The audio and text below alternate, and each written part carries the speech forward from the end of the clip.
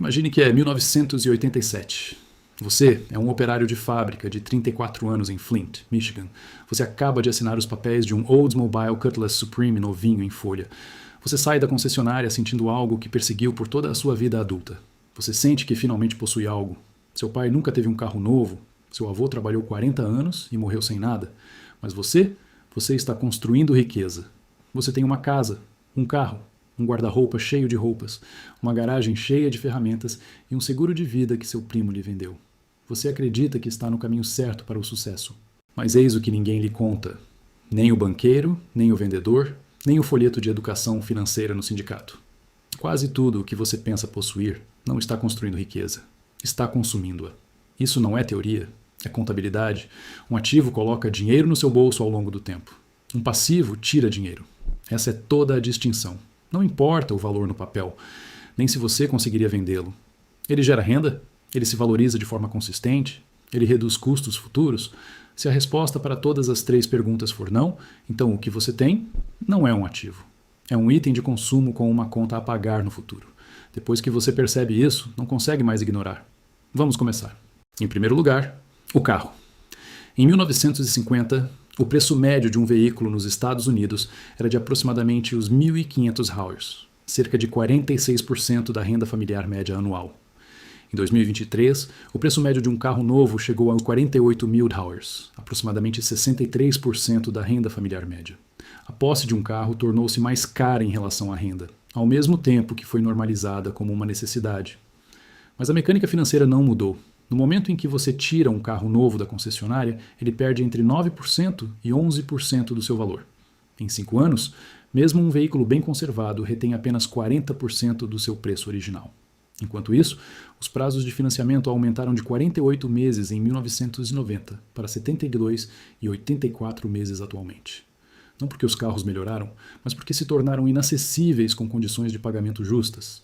Adicione seguro, registro, combustível, manutenção, reparos e estacionamento. O americano médio gasta os 12.820 por ano com a posse de um veículo. De acordo com um estudo de custos da Trarará de 2023, ao longo de um período de 5 anos de posse, isso representa um desembolso de uns 60 mil reais, por um item que será vendido por talvez os 15 mil reais no final. Isso não é um ativo. É uma perda de uns 45 mil reais disfarçada de propriedade. O carro não produz nada além de transporte. Um serviço que você poderia obter por menos de outras maneiras na maioria das áreas metropolitanas. O carro não é um ativo. Nunca foi. Número 2. A residência principal. Este ponto pode gerar frustração, mas a matemática não se importa com sentimentos. Ao comprar uma casa de 300 mil dollars com 10% de entrada e um financiamento de 30 anos com juros de 7%, você paga aproximadamente 418 mil dollars em juros ao longo do financiamento. Adicione 30 anos de IPTU aos 4.500 dollars anualmente, totalizando os 135 mil dollars. 30 anos de seguro residencial, totalizando os 45 mil dollars. 30 anos de manutenção a 1% do valor do imóvel por ano, por si 90 mil, sendo conservador. Seu custo total de propriedade, aproximadamente 1.580 mil. Para que essa casa de 300 mil dollars seja um verdadeiro investimento, ela precisaria ser vendida por mais de $1 milhão após 30 anos. Os 30 mil dollars de entrada investidos em um fundo de índice simples, com rendimento anual de 8% ao longo de 30 anos, cresceriam para aproximadamente os 300 mil dollars. Após a crise financeira de 2008, 12,5 milhões de proprietários de imóveis americanos se viram em situação de inadimplência, devendo mais do que suas casas valiam. Essas famílias fizeram tudo certo segundo os padrões convencionais. Compraram, pagaram, acreditaram e o patrimônio desapareceu. Nenhuma delas aprendeu a fazer esses cálculos antes da compra. Foram ensinadas que alugar é jogar dinheiro fora, que ser proprietário é sempre melhor. Para milhões de americanos, a casa não era uma base sólida. Era um poço sem fundo que absorvia décadas de renda enquanto gerava a falsa sensação de progresso. Número 3. O diploma universitário. Em 1980, a mensalidade média anual em uma universidade pública de 4 anos era de uns 2.100 dollars, em valores corrigidos pela inflação. Em 2023, esse valor ultrapassou os 10 mil dollars, antes de considerar moradia, alimentação e taxas, elevando o custo anual para cerca de uns 25 mil dollars. O aumento salarial para graduados cresceu de 40% em relação aos graduados do ensino médio, para aproximadamente 80% atualmente. Portanto, a narrativa parece validada, mas as estatísticas agregadas ocultam a distribuição. O aumento salarial é impulsionado pelo quartil superior de graduados: engenharia, ciência da computação, medicina e direito. Para graduados em humanidades, educação, ciências sociais e artes, o aumento salarial muitas vezes não supera o custo da graduação. A dívida estudantil nos Estados Unidos totaliza os 77 trilhão. O devedor médio deve os 37 mil dólares. 1 em cada 4 devedores viu seu saldo aumentar ao longo do tempo porque os pagamentos não cobrem os juros acumulados. Um estudante pega emprestado os 45 mil dólares para um curso de psicologia. Salário inicial médio: os 38 mil reais. Após impostos e despesas básicas de subsistência, a renda disponível para o pagamento do empréstimo é de cerca de uns 400 dólares por mês. O pagamento exigido, com taxas padrão, é de uns 500 dólares por mês. A conta não fecha, então o devedor opta pelo pagamento baseado na renda. Os juros acumulam mais rápido do que o principal diminui. Após 20 anos, o saldo restante é perdoado, mas contabilizado como renda tributável, gerando uma obrigação tributária que o devedor não pode pagar. As universidades sabiam disso. O setor de empréstimos sabia disso. O estudante não é o cliente. O estudante é o mecanismo para transferir dinheiro de empréstimos com garantia federal do Tesouro para os fundos de dotação das universidades. Número 4. Seguro de vida inteira. A proposta: pague os prêmios ao longo da sua vida profissional. Acumule valor em dinheiro e deixe um benefício por morte. Um produto: múltiplas finalidades. Eis o que a proposta omitiu. Uma apólice de seguro de vida inteira média rende entre 1% e 3% ao ano, sobre o seu componente de valor em dinheiro, abaixo da inflação na maioria das décadas. O mesmo valor em prêmios investido em um fundo de índice básico teria rendido de 7% a 10% historicamente. Um prêmio mensal de uns 200 dólares em um seguro de vida inteira ao longo de 40 anos acumula talvez 150 mil dólares em valor em dinheiro. Os mesmos, os 200 dólares investidos em ações, seguindo as médias históricas, crescem para mais de 600 mil dólares. Para onde vai a diferença? Para as comissões. O corretor ganha de 50% a 100% do prêmio anual do primeiro ano. O valor em dinheiro não é um ativo que você está construindo, é uma conta poupança dentro da máquina de lucro de outra pessoa, rendendo muito menos do que você conseguiria de forma independente. O seguro de vida temporário oferece a mesma cobertura por morte a 1/10 do custo para a maioria das pessoas saudáveis. No entanto, durante décadas, o seguro de vida inteira foi vendido como a escolha responsável. Milhões de famílias da classe trabalhadora investiram dinheiro em apólices, que tiveram um desempenho inferior a alternativas mais simples, em centenas de milhares de dólares ao longo de gerações. Disseram a elas que estavam construindo patrimônio, estavam construindo o patrimônio de outra pessoa. Número 5. Os equipamentos.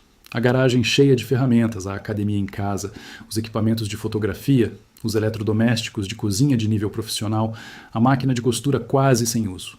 A casa americana se tornou um museu da produtividade abandonada. Cada item foi comprado com a intenção de criar, produzir, economizar dinheiro fazendo as coisas por conta própria. Cada item parecia um investimento. Um conjunto de academia em casa, esteira, pesos, banco, acessórios, custa no mínimo os 3 mil dólares. Se substituir uma mensalidade de academia de 50 dólares e for usado consistentemente por 5 anos, o investimento se paga, excluindo o custo de oportunidade do capital. Mas estudos sugerem que, após 6 meses, 67% dos equipamentos de academia em casa são usados menos de uma vez por semana. O mesmo padrão se aplica a instrumentos musicais comprados para aulas que duraram 6 meses, ferramentas elétricas adquiridas para projetos nunca iniciados e câmeras destinadas a um hobby de fotografia, que consumiram 3 fins de semana antes de serem abandonadas. Os varejistas entendem a aspiração melhor do que os próprios consumidores. Eles vendem o equipamento necessário para a pessoa que você poderia se tornar. Quando você o vender, e você o venderá, recuperará talvez 20% do que pagou. Isso não é um ativo. É um aluguel de uma fantasia. Número 6. Itens colecionáveis.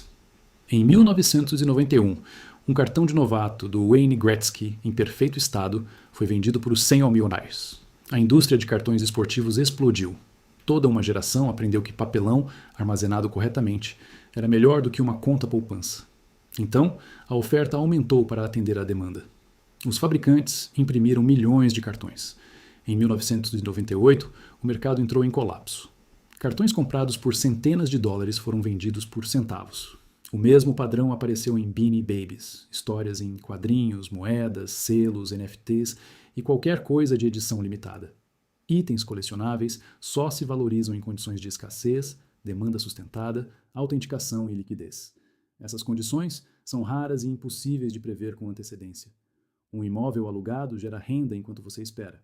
Uma ação com dividendos paga trimestralmente. Um item colecionável fica no seu armário, sem gerar renda alguma, exigindo armazenamento e seguro. Para cada história de um item raro vendido por milhões, existem 10.000 coleções descartadas em leilões de espólio por centavos de dólar. Isso é o viés de sobrevivência aplicado a bens de consumo. Número 7. O guarda-roupa. Existe um ditado no mundo da moda. Compre qualidade. Custa mais, mas dura mais. Na verdade, é mais barato por uso. Isso às vezes é verdade, mas quase sempre é mal aplicado. Um casaco de US $200 usado 100 vezes ao longo de 5 anos custa os $2 por uso. Um casaco de US $50 usado 50 vezes ao longo de 2 anos custa os $50 por uso. O casaco caro parecia um investimento. O casaco barato era, na verdade, mais barato. O cálculo do custo por uso exige uma previsão precisa do comportamento futuro. Quantas vezes você realmente usará uma peça antes que os ciclos da moda, as mudanças no corpo ou as mudanças de preferência a tornem obsoleta? A família americana média gasta aproximadamente $1.700 por ano em roupas. Ao longo de uma vida profissional de 40 anos, isso equivale aos $68.000 em valores nominais. Estudos sobre o uso de roupas sugerem que a maioria das pessoas usa cerca de 20% do seu guarda-roupa regularmente. Os 80% restantes ficam pendurados, depreciando-se e, eventualmente, são doados ou descartados. O marketing de moda depende de convencer você de que gastar é investir. Ativos geram retorno. Roupas não geram nada além da experiência psicológica de usá-las. Essa experiência pode valer o dinheiro, mas chamá-la de ativo é um erro contábil. Número 8. Garantias estendidas. Em 2022, o setor de garantias estendidas gerou mais de 40 bilhões de dólares em receita nos Estados Unidos. A proposta, por um pequeno custo adicional, proteja sua compra. Tranquilidade, transferência de risco, posse responsável. Os números contam uma história diferente. Dados do setor sugerem que as empresas de garantia pagam aproximadamente 20 centavos para cada dólar arrecadado. Os 80 centavos restantes cobrem administração, marketing e lucro. As taxas reais de falhas de eletrônicos modernos dentro do período de garantia são extremamente baixas, frequentemente abaixo de 5%, e muitas falhas são cobertas pelas garantias do fabricante. Ao longo de uma vida inteira de compras, uma família típica pode gastar os $5.000 ou mais em garantias estendidas. Retorno esperado: aproximadamente $1.000 em solicitações de reembolso. Isso não é um ativo, é um imposto sobre o medo. Número 9. Multipropriedades. As multipropriedades são vendidas como propriedade imobiliária, um pedaço do paraíso, um ativo que você pode usar, alugar, trocar e deixar para seus filhos. Eis a realidade. Uma multipropriedade não é um imóvel em nenhum sentido financeiro relevante. Você possui o direito de usar um espaço específico por uma semana específica, sujeito a taxas de manutenção que você não controla. As taxas médias anuais de manutenção de multipropriedades agora ultrapassam os $1.000 por ano. Elas aumentam a taxas superiores à inflação, frequentemente de 4% a 8% ao ano, e não podem ser recusadas sem a perda total da propriedade. Uma multipropriedade comprada por os $20.000, com taxas anuais de os $1.000, custa os $40.000 ao longo de 20 anos. Valor de revenda, praticamente zero. Milhares de multipropriedades são anunciadas em mercados de revenda por os $1 e ainda assim não são vendidas. Existem escritórios de advocacia inteiros dedicados a ajudar pessoas a rescindir contratos de multipropriedade. A multipropriedade é o estudo de caso mais claro nesta análise, um passivo estruturado para parecer propriedade, vendido a pessoas que queriam acreditar que estavam investindo. Número 10. Móveis. A casa americana média possui cerca de $7.000 em móveis, considerando o preço de compra. Valor médio de revenda, aproximadamente $700. Os móveis depreciam mais rápido do que quase qualquer outra categoria de consumo. Um sofá de $2.000 usado por um ano pode ser vendido por $150, ou até mesmo nada.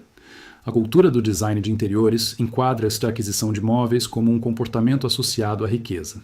Você está criando um espaço, valorizando sua casa. Mas não está. Os móveis praticamente não têm relação com o valor de mercado do seu imóvel.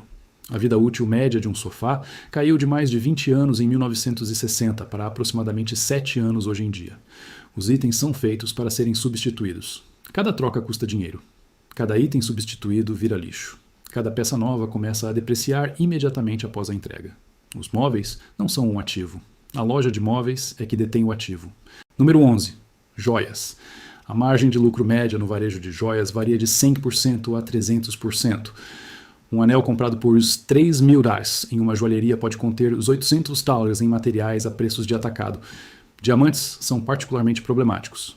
O cartel De Beers controlou o fornecimento de diamantes durante a maior parte do século XX, restringindo artificialmente a produção para inflacionar os preços. A campanha Diamantes são para sempre, lançada em 1947, não era educativa. Era marketing projetado para desencorajar a revenda e manter o controle de preços. Casas de penhores oferecem de 20% a 30% do preço de varejo. Se você quer ouro como um ativo, compre barras ou moedas negociadas com ágios mínimos sobre o preço à vista. O ágio de fabricação em joias é puramente consumo, e o argumento de herança cai por terra quando a maioria das joias herdadas é vendida imediatamente ou fica guardada em caixas sem uso. A joia não é um ativo. É um item de consumo de luxo com uma mitologia associada. E essa mitologia custa de 60% a 80% do preço de compra no dia da compra. Número 12. Dinheiro vivo. Dinheiro vivo parece o ativo mais seguro. É a forma mais líquida de riqueza, aceita em todos os lugares. Mas o dinheiro vivo tem uma característica que a maioria das pessoas não entende visceralmente. Ele perde poder de compra todos os dias. Com uma inflação anual de 3%, aproximadamente a média histórica, o dinheiro vivo perde metade do seu poder de compra em 24 anos.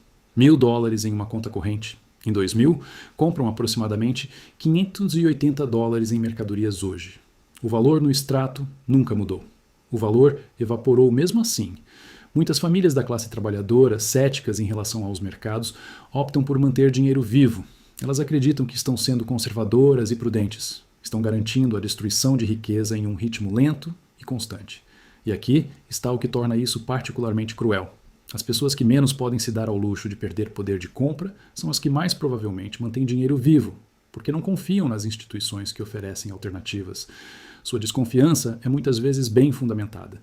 Então, elas mantêm dinheiro vivo e perdem lentamente, inevitavelmente, porque a inflação não é acidental. É política do sistema. O sistema recompensa aqueles que possuem ativos que se valorizam e pune aqueles que mantêm dinheiro vivo. Dinheiro em espécie não é segurança.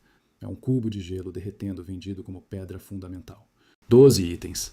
Cada um deles foi agressivamente comercializado para famílias da classe trabalhadora como uma forma de gerar riqueza.